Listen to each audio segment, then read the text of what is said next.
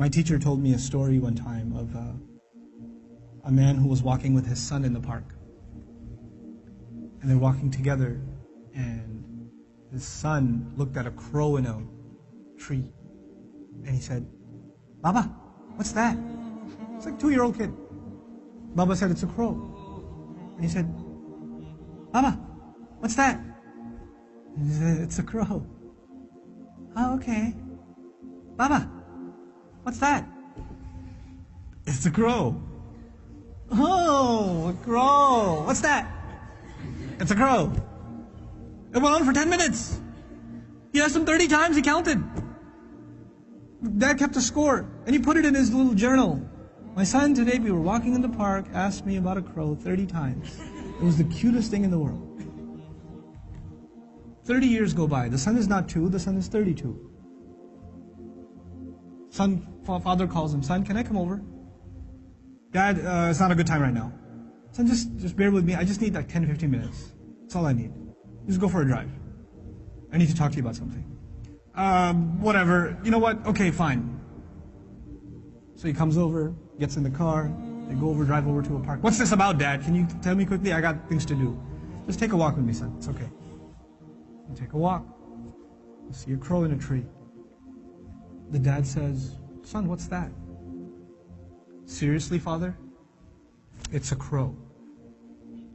"Oh, son, what's that?" "Is this a game? I have things to do, okay? It's a crow. You can't see, I just got you new glasses last month. Why is this happening to me? Dad, why are you so difficult? I don't understand what the problem is. Just tell me what you really want. I'm busy, okay?" The dad pulls out his journal. He says, "Son, this is something that happened 30 years ago. We were walking down this park. You saw a crow. And you asked me 30 times. And I gave you a smile every time. You couldn't handle twice. What are we giving our parents?" I'm not even bringing Allah into the picture. The fact that Allah mentioned Himself and then mentioned His parents is, you think about that. What have they done for us and what have we done for them? What have we done for them? How many parents leave, like their children are in ICUs, and they stand there and hovering over this little glass box with a baby inside, 24 hours a day, 7 days a week, standing in a hospital, not even sitting down, standing in a hospital. Like feeding off of like vending machines. And that same kid grows up and doesn't have the time to call. That same kid. You know? How many mothers almost died giving birth? Almost died giving birth. And now it's so difficult to respond to her call. Or to just give her just a couple of minutes a day. Just let her feel a little important. You know how unfair that is, that you were the most important thing to them and they are so insignificant to you? How unfair that is? You know? They carry that pain with them every day, that I am nothing to my children. I mean nothing to them, worthless to them. You know, they have no time for me. When something is worth something to you, it gets your time. Most of you at this age, you want to just get away from your parents. You just want to be with your friends. You want to be on your own. You just don't want to be with your parents. You know?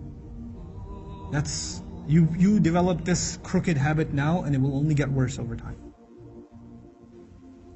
Our parents have very, very, very strong emotions. They're very protective of us. For them, you won't know this until you become a parent. For them, it doesn't matter when you turn 60, you're still their baby. They still remember changing your diaper. They still remember feeding you milk. They still remember burping you and cleaning up after you peed in the back seat. They still remember that. You don't remember that, they remember that.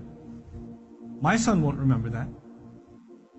I was like, I gotta go. Then all of a sudden he stops complaining. I'm like, oh, time to roll down the windows.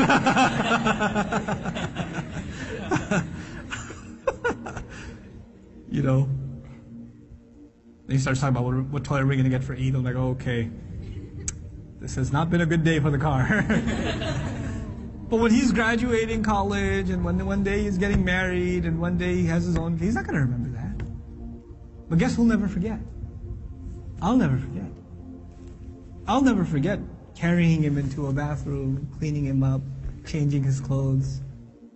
Abba, put the Spider-Man pajamas on. He won't remember any of that. I will.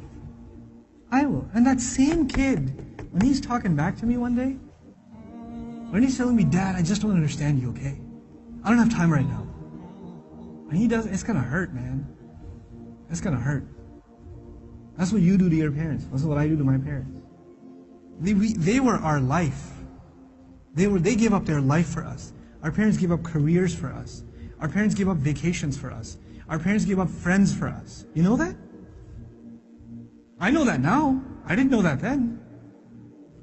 But they had their entire life planned until you came along. And then you became their plan. You became everything. What have they done for you, and what you give them back is so unfair. It is so unfair. My dad's so annoying, my mom's so this, they're always mad, they're never happy, they're this, they're that. What are you? What about you? I'm telling you, I can't say this enough times, if you don't earn your parents' du'as, nothing good will come of your life. Nothing good will come of your life if they're not happy with you. If you haven't done everything you can to make them happy. And never give them, you haven't, in all honesty, sometimes parents can be unfair. They're human beings, they can be unfair too.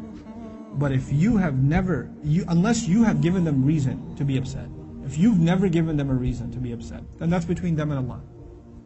But if you have given them a reason, you have to ask yourself, it's bad.